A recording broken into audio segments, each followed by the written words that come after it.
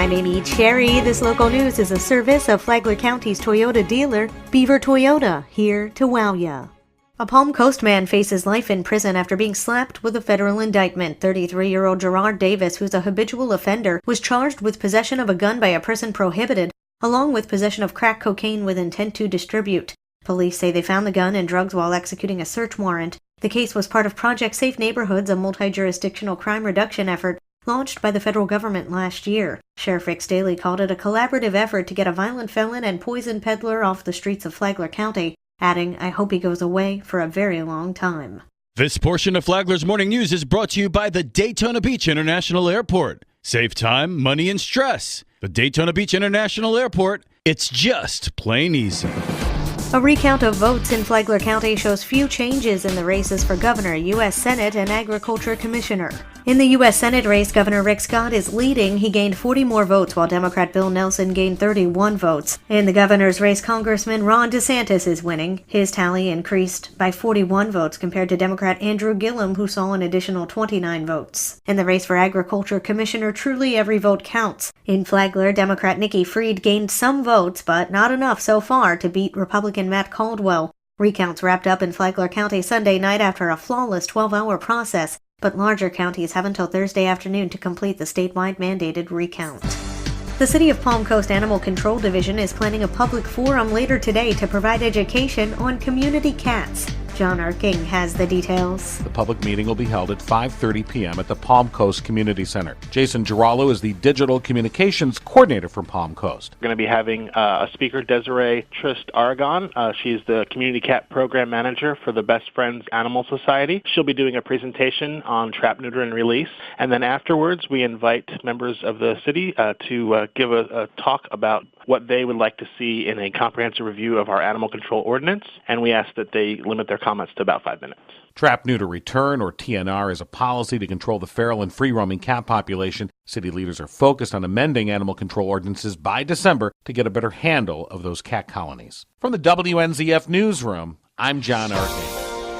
Do our representatives communicate as well with us in Flagler County after elections as they do during elections? Newly elected 24th District State Representative Paul Renner says yes. He does communicate well with us at home. I just met yesterday with our district superintendent for the schools and his team to talk about their legislative request for this year and how we can try to help them. And I think the communication's also great with the county commission, and I know that they're all working hard to make our county as good as it can be. Renner said the communication with all mayors and city managers in the cities inside his legislative district are great as well.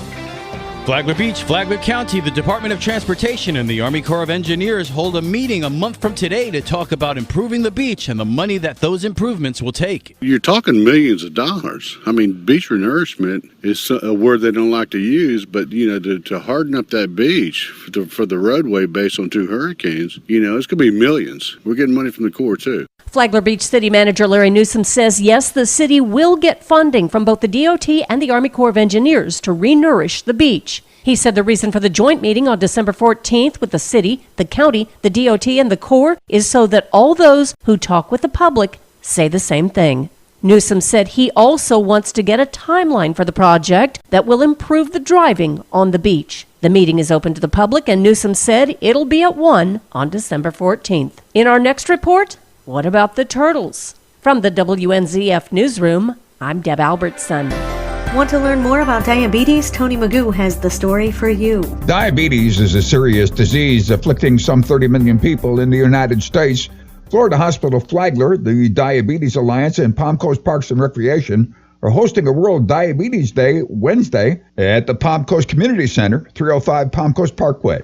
With us is John Silvers, director of Florida Hospital Flagler Foundation. John, how will this event start? We are, with partnership of the City of Palm Coast, having a flag raising at 8:30 where Melissa Holland and our Diabetes Alliance Committee will be out in front of the community center and raise the flag, followed by a 1-mile walk promoting exercise. Wellness greetings provided by Florida Hospital Flagler and facilitated by the Lions Club will start at 9, and the hospital's diabetes educator, Dr. Angela Falls, will make a presentation at 10 a.m. John, the solution is pretty simple, isn't it?